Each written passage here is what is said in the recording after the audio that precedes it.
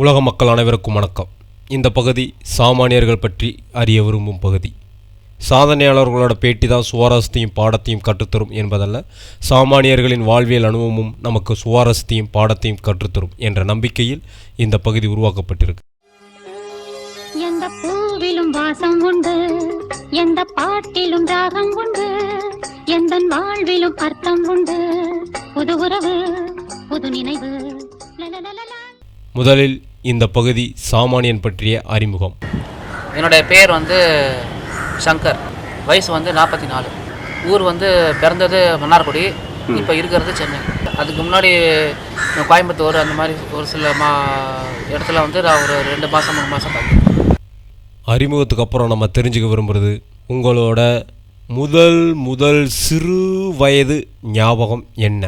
என்னுடைய சிறு வயதில் எனது பாட்டி இறந்து போன தருணம் மறக்க முடியாதது.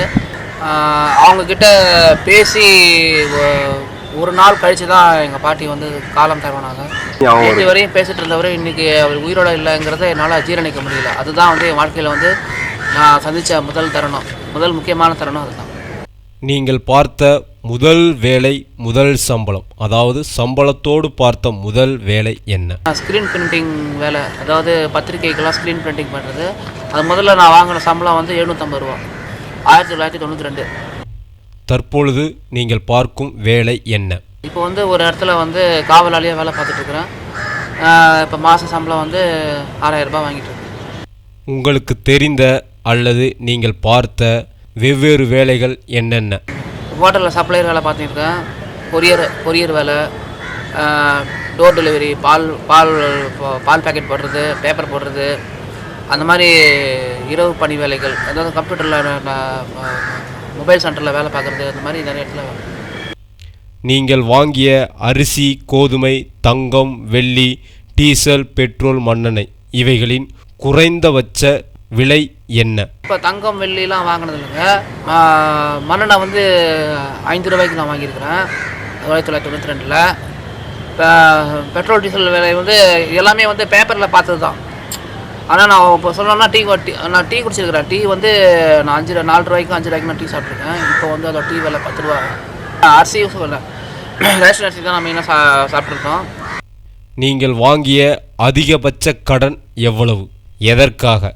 அதை அடைப்பதற்கு எவ்வளவு நாட்கள் ஆகின? கடன் அதிகபட்சமாக பார்த்தீங்கன்னா 1500 ரூபா தான். மொபைல் ஃபோன் வாங்கணும் அப்படின்றதுக்காக 1500 ரூபா என்னுடைய பணத்தை தவிர மேற்கொண்டு பணத்தை போட்டு வாங்கணுங்கிற, மற்றபடி அனாவசியமாக கடன் வாங்கினதில்லை. சரி, இதுவரை வாழ்ந்த வாழ்க்கையில் உங்களை பாதித்த கடுமையான நோய் என்ன?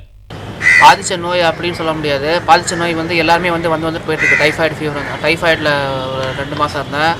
சிக்கன் குனியா ஒரு 6 மாதம் இருந்தது. ஆனால் பாதித்த நோயின்னு சொல்லப்போனால் தலையில் அடிபட்டு யார் துணையும் இல்லாமல் ஒரு 4 மாதம் இருந்தேன். அதுதான் என்னுடைய ரொம்ப மனதளவில் என்னை காயப்படுத்திய சம்பவம். குடும்ப சண்டை, தெருச்சண்டை, ஊர் சண்டை, திருட்டு, கொலை, கொள்ளை போன்ற ஏதாவது ஒரு பிரச்சனைக்காக போலீஸ் ஸ்டேஷன், நீதிமன்றம், சிறைச்சாலை இந்த மாதிரி போய் வந்த அனுபவம் ஏதாவது உண்டா? இந்த மாதிரி சூழ்நிலை ஏற்படலை. இதுவரை அது மாதிரி சூழ்நிலை ஏற்படலை. ஏன்னா என்கிட்ட நான் யார்கிட்டையும் அந்த மாதிரி நடந்துக்கவும் இல்லை. அதனால் சுமூகமாக தான் எல்லாரோடையும் நான் உணவு. இதுவரை வாழ்ந்த வாழ்க்கையில் நீங்கள் பார்த்த மாபெரும் இயற்கை பேரிடர், கடுமையான பஞ்சம், வெள்ளம், புயல், சுனாமி, நிலநடுக்கம், எரிமலை இந்த மாதிரி இயற்கை பேரிடர் நான் பார்த்துருக்கேங்க. இந்த வர்தா புயல், சுனாமி இதெல்லாம் நான் நேரடியாக கண் கூட நான் பார்த்துருக்கேன். கடுமையான பஞ்சம் இதுவரை ஏற்படல. உங்கள் வாழ்க்கையில் நீங்கள் அனுபவித்த, பார்த்த, கேட்ட செயற்கை பேரிடர், அதாவது போர், கலவரம், போராட்டம் இந்த மாதிரி சம்பவங்கள் ஏதாவது உண்டா? போராட்டம் தான் தெரியுமே, அந்த மெரினா புரட்சி போராட்டம், நிறைய இடத்துல அந்த பிரச்சனை இல்லையா, அது போராட்டம். அதுதான் போர்லாம் அதுவரையும் நான் பார்த்ததில்லை. இங்கே சென்னையில் இங்கே போர். உங்கள் வாழ்க்கையில் கடுமையான பசியால் துடித்த அனுபவம் ஏதாவது உண்டா? கடுமையான பசி இந்த நாட்கள் நிறைய இருக்குதுங்க. அது எங்கள் தாய் தந்தை இறந்த பிறகு கிட்டத்தட்ட மாதக்கணக்கில் நான் வெறும் டீயை குடிச்சிட்டுலாம் வாழ்க்கையை நான் ஓட்டிருக்கேன். அந்த டைமில் ஏதோ ஒரு சில நல்ல உள்ளங்கள் எனக்கெல்லாம் உணவுலாம் கொடுத்து ஆதரவு கொடுத்தாங்க.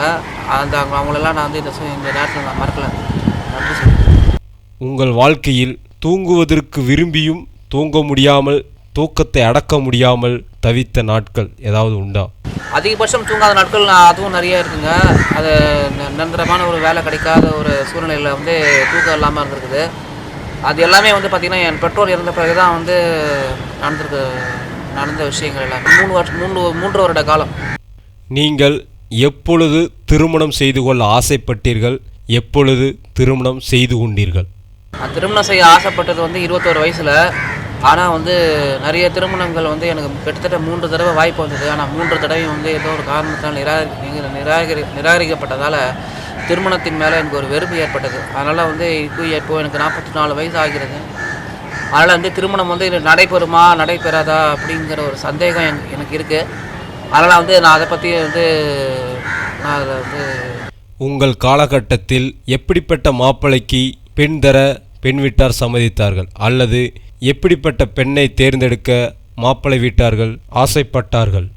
மெயினாக வந்து பார்த்தீங்கன்னா பேங்க்கில் வேலை செய்கிறவங்களுக்கு, ஐடி கம்பெனியில் வேலை செய்கிறவங்களுக்கு, அவங்களுக்கு தான் வந்து கை நிறைய சம்பளம், மாதம் 15,000 20,000 அவங்களுக்கு தான் வந்து வேலை. அவங்களுக்கு தான் வந்து நிறைய வந்து திருமணங்கள் நடைபெற்றது.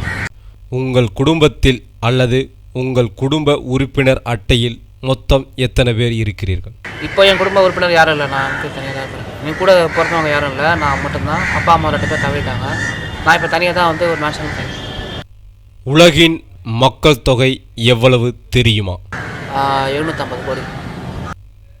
இறுதியாக உலக மக்களுக்கோ அல்லது ஊர் மக்களுக்கோ அல்லது உறவினர்களுக்கோ ஏதாவது சொல்ல விரும்பினால் உங்கள் கருத்தை சொல்லலாம்.